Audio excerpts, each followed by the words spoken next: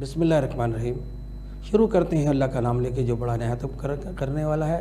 معزز حاضرین محترم، آپ پروگرام میں ہیں ہم قرآن کی روشنی، جو آج ہر ہفتے آپ جمعے کو دیکھتے ہیں. ہم ہمیشہ اپنے اسٹوڈیو میں ایک نئے پیروں کو، صوفی کرام کو اور عالم دین کو لاتے ہیں. آج بھی ہم نے جس شخصیت کو اپنے اسٹوڈیو میں مدعو کیا ہے، اس میں جناب پاکستان کے مشہور و معروف صوفی عظیم چشتی صاحب ہمارے درمیان موجود ہیں. آئیے آج ان سے ہم سوال کرتے ہیں قرآن کی روشنی میں، اور قرآن کی ہدایت کیا ہے اور کیا ہونا چاہیے. السلام علیکم سر. وعلیکم السلام. صاحب کیا حال چال ہے؟ ٹھیک ہے، حکم کریں. حضرت، ہمارے پاس کافی واٹس ایپ آتے ہیں، کافی کالیں آتی ہیں، اور اس میں اکثر یہ ہوتا ہے کہ گھر میں ہمارے جن بھوت ہو گئے، دکانوں میں ہو گئے. کچھ لوگوں کو شک بھی ہو جاتا ہے. تو آپ یہ بتائیے قرآن کی روشنی میں کیا ہے، اس کا ہے کوئی وجود ہے یا نہیں ہے، یا بس ایسے ہی ہمیں؟ اچھا صابری صاحب، پہلے تو آپ لوگوں کا بہت شکریہ، آپ کی ٹیم کا بہت شکریہ، اس چینل کا بہت شکریہ کہ آپ نے ہمیں ٹائم دیا، وقت دیا، اور اس پروگرام کے لیے ہم نے اپنا ٹائم نکالا.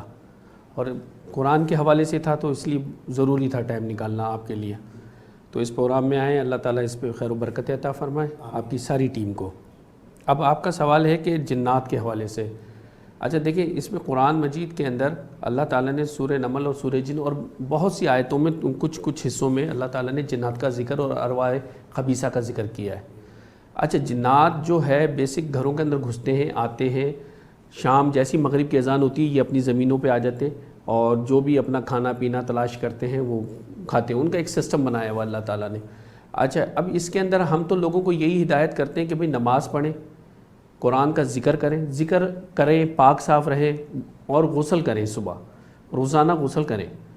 غسل کی تو ویسی فیض و برکات ہے. اور اس جگہ پہ ہم اللہ کی نبی کی وہ حدیث مبارکہ بھی لیتے ہیں کہ جس میں اللہ کے نبی نے فرمایا کہ جادو با اثر ہے، برحق نہیں ہے.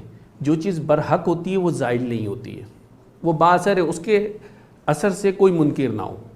تو جادو ہے دنیا میں اور لوگ جادو کرتے ہیں، اور لیکن جادو جو بھی کرتا ہے وہ اہل ایمان میں سے نہیں ہے.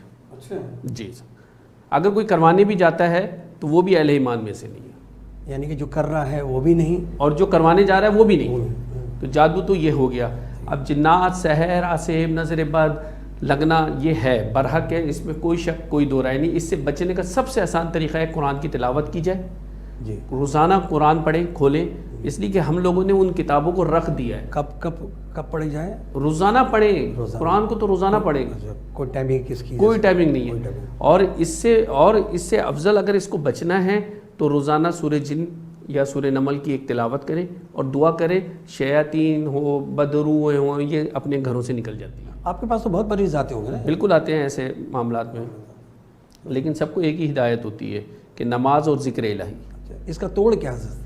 توڑ کے لیے تو دیکھیں، شارٹ توڑ کے لیے تو بہت سی چیزیں ہیں، اور ہر کسی کا ایک اپنا اپنا طریقہ ہے کرنے کا.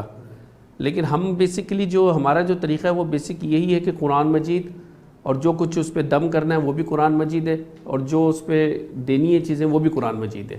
تو قرآن مجید سب سے افضل چیز ہے.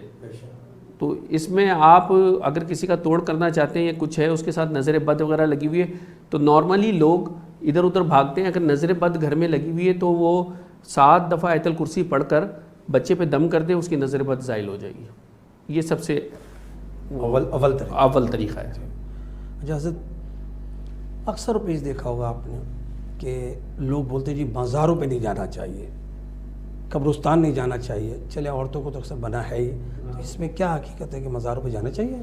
دیکھیں، اللہ کے نبی آپ صلی اللہ علیہ وسلم ہر جمعے کی نماز پڑھنے کے بعد جنت البقیع آیا کرتے تھے، اور یہ بخاری شریف اور بھی بہت سی کتابوں کے اندر موجود ہے. تو قبرستان تو سنت بھی ہے جانا. تو یہ تو سوال ہو گیا آپ کا. یاد بھی آتی ہے. یاد بھی آتی ہے. دیکھیں نا، جنت البقیع آپ جایا کرتے تھے اور آپ دعا کیا کرتے تھے، اور اپنے رشتے احباب کے لیے بھی دعا کیا کرتے تھے. تو اللہ کے نبی نے فرمایا کہ نماز جمعہ پڑھ کر قبرستان جایا کرو اور اپنے رشتوں کو لیے، رشتہ داروں کے لیے فاتحہ خوانی کیا کرو. تو یہ تو ہو گیا آپ کا. دوسرا سوال ہے آپ کا مزارات. دیکھیے، یہ ایک فقہی معاملہ ہے، اس پہ تو ہم کوئی بات نہیں کر سکتے اس لیے کہ ہم عالم دین نہیں ہیں. تو دوسرا یہ کہ اہل علم ہیں وہ لوگ جو صاحب مزار ہیں اللہ تعالیٰ نے ان کو یہ حیثیت یہ عطا کیا ہے کہ آج بھی ان کے مزارات پہ پھول ڈل رہے ہیں، ورنہ آپ اتنے بہادر شاہ ظفر کے چلے جائے، آپ غوریوں کے مزارات پہ چلے جائیں، ان کی مزاروں پہ قبریں کوئی جانے والا نہیں ہے، لیکن یہ اولیاء اللہ کی قبریں آج بھی چاند کی طرح چمک رہی ہیں، فیض دے رہی ہیں، لوگوں کو فیض ہو تو رہے جا رہے، ورنہ بھائی کسی کے پاس وقت ہے جانے کے لیے، اور اللہ تعالیٰ کو آپ سے ضرورت ہی نہیں ان کے لیے، وہ اتنا بڑا اکثر اپنے باپ کے مزار پہ نہیں جاتے، اپنی والدہ کے نہیں جاتے، مگر بزرگان دین پہ جاتے ہیں، تو کوئی اس میں حقیقت ہے نا؟ بالکل حقیقت ہے نا، روحانی فیض دیکھیں، روحانی ارواحیں آتی ہیں، مدد بھی کرتی ہیں، اس میں تو کوئی شک ہی نہیں، کوئی بھائی دیکھیں خواب اللہ تعالیٰ نے حضرت یوسف علیہ السلام کو اس کا انبیاء ایک نبی بنا کر بھیجا ہے، اس کے مالک اصل جو ہے حضرت یوسف علیہ السلام ہے، اور خواب کا آنا برحق ہے، قرآن کہہ رہا ہے، اور ہر کسی کی وجہ سے کوئی نہ کوئی نبوت عطا کی ہے اللہ تعالیٰ نے، جیسے حضرت سلیمان علیہ السلام کو اللہ تعالیٰ نے جنات پہ حکمرانی عطا کی، رسول اللہ کو رحمت للعالمین بنا دیا، ایسے کئی انبیاء ہیں، تو ایسے حضرت یوسف علیہ السلام کو اللہ تعالیٰ نے خواب کی طاقت عطا فرمائی کہ آپ ہر خواب بتا دیا کرتے تھے اور دیکھ لیے، تو خواب کے اندر اچھی ارواحوں کا آنا برحق ہے۔ اچھا، اللہ کے نبی نے اس جگہ پہ یہ فرمایا ہے کہ خواب اگر فجر کی نماز سے پہلے آئے یا فجر کی نماز کے فوراً بعد آئے تو وہ خواب ہے، اس کے بعد اگر کوئی خواب آتا ہے تو شیطانی ولولہ ہے، تو لاحول پڑھیں اور سو جائیں دوبارہ۔ اچھا، آپ کے پاس تو آپ ماشاء اللہ میرا خیال تعویذ بھی دیتے ہیں، تعویذ کا قرآن میں ہے کہ دینا چاہیے؟ نہیں، قرآن میں نہیں ہے، لیکن صوفیہ میں تصوف میں تعویذ ہے۔ دیکھیں اگر آپ تعویذ دے رہے ہیں تو تعویذ میں لکھا ہوا کیا ہے، پہلے تو یہ دیکھیں، آپ جنتر منتر تو نہیں لکھے ہوئے نا، اللہ کی قرآن کی آیتیں لکھی، چاہے اس کو آپ پڑھ کر پانی پہ دم کر کے دے دیں تو شفا ہے، یا آپ اس کو گلے میں ڈال لیں تو تب شفا ہے، تو قرآن باعث شفا ہے۔ اچھا، اکثر میں نے دیکھا ہے، چلیے میں آپ کی بات بڑی کر لیتا ہوں، اسٹیمیں بنائی ہوئی لوگوں نے، اسٹیم لگا دی اور اس کو بس باندھا اور دے دیا، نہیں وہ بااثر چیزیں نہیں ہیں، وہ غلط ہے نا؟ وہ غلط ہے، وہ بااثر چیزیں نہیں ہیں۔ دیکھیں جو چیز آپ اپنے ہاتھ سے لکھیں گے، رجال الغیب کے حساب سے لکھیں گے، ٹائمنگ کے حساب سے کون سی چال میں یہ تعویذ لکھا ہوا ہے اس چال میں آپ تعویذ کو لکھیں گے تو تعویذ بااثر ہوگا۔ اکثر لوگوں نے نہیں کھولا ہوا، بالکل کھولا ہوا ہے، دیکھیں اچھوں میں برے، بروں میں اچھے تو آتے ہیں۔ ماشاء آپ کے پاس تو میں نے بڑا رش دیکھا، تو آپ کے پاس کیوں اسٹیم بنی ہوئی کیا؟ نہیں، کوئی ہمارے پاس کوئی اسٹیمپ نہیں، اپنے ہاتھ سے کام کرتے ہیں، جو بھی کرتے ہیں، اسٹیمپ کا کوئی کام نہیں۔ کیونکہ صوفی ہیں تو آپ سے یہ سوال ضروری بنتا ہے میرا، کیونکہ میں چاہوں گا کہ وہ باتیں جو شخص کو نہیں پتہ اس چینل کے ذریعے پتہ چلے، ہمارے یہ چھوٹی چھوٹی باتیں کچھ نہیں ہیں، چھوٹی چھوٹی مگر نہیں پتہ۔ اب یہ ہے انسان ہے، یہ مجھے بتائے داڑھی رکھنا سنت ہے یا نہیں ہے؟ داڑھی رکھنا سنت ہے، لیکن آپ کا دل کرتا ہے رکھیں، اگر آپ کارڈ نہیں بھی رکھتے تو کوئی اس میں وہ پورا قرآن میں کوئی نہیں، قرآن میں نہیں، دیکھیں کئی چیزیں تو قرآن میں ہیں نہیں، قرآن میں کئی واقعات بھی موجود نہیں ہیں، لیکن اللہ تعالیٰ نے اس قرآن کو مکمل بنایا ہے، اس میں کہیں نہ کہیں سے کچھ نہ کچھ مل جاتا ہے، تو داڑھی رکھنا یا نہیں رکھنا یہ ایک الگ بحث ہے، اس بحث میں ہمیں نہیں جانا چاہیے، رکھ لیں تو باعث برکت ہے، نہ رکھے تو کوئی بھی اس میں نہیں، سنت ہے نا بھائی، دیکھیں داڑھی سنت کو پورا کرنا باعث برکت ہے ہمارے لیے۔ اچھا حضرت، میں اپنے چینل سے جتنے بھی ہمارے ویوز ہوتے ہیں، سننے والے ہوتے ہیں، دیکھنے والے، وہ اکثر سوال کرتے ہیں، ایک بڑا ہے تو بہت چھوٹا سا سوال، اور اکثر میں یہ بھی کرتا ہوں اور اپنی اپنی رائے لوگ دیتے ہیں، مجھے نہیں پتہ کیا ہے کہ ملک کے بارے میں نہیں بات کرتے، وہ سب کی پیشن کوئی کرتے تھے، ملک کے بارے میں بتائے نا کہ پاکستان کا کیا ہے یہ؟ دیکھیں پاکستان کے جو حالات ہیں نا صابری صاحب، سب سے بڑا مسئلہ یہ کہ مہنگائی تو بھی اور ہوگی، مہنگائی تو اور ہوگی، اور حالات اسی حوالے سے کہہ رہے ہیں؟ مہنگائی اس لیے کہہ رہا ہوں کہ اس لیے کہ ہم نے جو قرضے لیے ہوئے ہیں نا ورلڈ بینک سے، ان قرضوں کو اتارنا ضروری ہے، اور ان قرضوں کو اتارنے کے لیے مہنگائی کریں گے تو پیسہ آئے گا، تو پیسہ مہنگائی اور بھی ہوگی مزید، اور یہ حکومت پورے 5 سال کرے گی، بالکل پورے 5 سال کر کے الیکشن کرا کے پھرے گی۔ مجھے لگ رہا ہے کہ عمران خان کی طرف سے، مجھے لگ رہا ہے نہیں عمران خان کی طرف سے نہیں ہو، لیکن جو نظر آ رہا ہے وہ پیشن گوئی کر رہے ہیں، بالکل یہ میری پیشن گوئی ہے۔ اس کے بعد نئی حکومت نون کی آنی چاہیے، اب آپ بولیں گے میں نون کا ہوں، مجھے تو ایسے لگ رہا ہے نون کی حکومت ہوگی، اچھا نیکسٹ وزیر اعظم انہی کا ہے۔ اچھا چلیں، یہ تو حکومت پہ بات ہے۔ اچھا یہ مجھے بتائیے کہ پاکستان اتنی بڑی سطح پہ، یہ قرآن سے نہیں ہے مگر یہ جو کھیل ہو رہے ہیں، یہ جو اسٹیڈیم وغیرہ جو دیکھ رہے ہیں، کرکٹ ہو رہی ہے، اس کے حوالے سے مسلمان کو دیکھنا چاہیے؟ نہیں، مسلمان کو نہیں دیکھنا چاہیے، مسلمانوں کا یہ کھیل ہی نہیں ہے، شعبہ ہی نہیں ہے، تو یہ تو کروڑوں آدمی دیکھتا ہے۔ اب کروڑوں دیکھیں، یہ تو اب بات یہی ہے کہ اس کے لیے تو کوئی جبر نہیں ہے، دیکھ اسلام میں چینل پہ جبر یہ بھی بات نہیں کہہ ہے. رہے ہیں، چینل پہ بات کہہ رہے ہیں یہ کہ کھیلنے نہیں چاہیے. ہاں نہیں کھیلنا چاہیے، لیکن بات یہ کہ جبر بھی نہیں ہے. اسلام کا نام جبر نہیں ہے. اگر آپ دیکھ رہے ہیں آپ کا دل کرتا ہے صحیح ہے، لیکن آپ اس میں یہ نہ ہونا کہ عصر کی اذان کا وقت ہو رہا ہے اور آپ میچ میں لگے ہوئے نماز پڑھ لیں. وہ میچ اتنا نہیں نکلے گا، وہ ضروری ہے. باقی رہ گیا پاکستان کی ٹیم کھیل رہی ہے، میں خود بھی میچ دیکھتا ہوں، ایسی بات نہیں ہے. پاکستان کی ٹیم کھیل رہی ہے، لیکن پاکستان کی ٹیم کو آپ کے چینل کے حوالے سے ایک یہ ہدایت ہے کہ پہلے بیٹنگ کرے تو بہتر ہوگا ان کے لیے. بعد میں بیٹنگ کرنا ان کے لیے مشکل ثابت ہوگی. پہلے بیٹنگ کرے گی تو انشاءاللہ لگتا ہے کہ ورلڈ کپ لے آئے گی. اچھا حضرت، ایک اور بڑا سوال میرے ذہن میں آیا ہے کہ ہمارے جو پیر و زام میں مرید کرنے کا جہاں تک تعلق ہے تو اس میں کیا مرید ہونے کا کیا طریقہ کار ہے اور کس کو مرید کرنا چاہیے؟ سر دیکھیں، مرید تو ہم نہیں کرتے، اس لیے قبر کا معاملہ ہے. مرید بھی آدمی کو اس صورت میں کرنا چاہیے کہ خود تو کم از کم ہدایت ہو اس کو. میں دیکھیں، میں نماز میں نہیں پڑھتا، میں روزے میں نہیں رکھتا، میں اللہ کی عبادات کو پورا نہیں کرتا اور میں مرید کیے جا رہا ہوں، اپنا لشکر جمع کرتا جا رہا ہوں. اور بھائی پہلے آپ تو نمازی بنے، پہلے آپ تو سارے عمل کریں. مرید کرنا آسان تھوڑی ہے. مرید اب جو بھی کرے گا تو وہ پیر نے قبر میں جواب دینا ہے. یہ قبر کا معاملہ ہے، اس لیے ہم مرید نہیں کرتے. اچھا، نہیں. مطلب آپ مرید نہیں کرتے؟ نہیں. جی میں نے تو اکثر دیکھا بڑے ہوئے پیر سر جس کو 40 50 مرید جوتیاں اٹھا کے ان کے آ رہے ہیں، چوب رہے ہیں. بھائی ابھی اللہ تعالیٰ ان کو جزائے خیر دے. میں تو اس میں یہ کہوں گا کہ قبر کا معاملہ ہے غلط ہے یہ. مطلب آپ قرآن کی سنت میں کہہ رہے ہیں غلط ہے یہ، یعنی کہ اس کو اتنا پتہ ہونا چاہیے کہ قرآن کے بارے میں یا مرید کریں. دیکھیں بالکل اس کو ہونا چاہیے، معرفت ہونی چاہیے، اس کے پاس تصفف ہونا چاہیے، کشف ہونا چاہیے کہ وہ اپنے مرید کے دل پہ نظر مارے اور اس کی گندگی کو نکال کے صاف کر دے اور اس کو اہل ایمان بنا دے.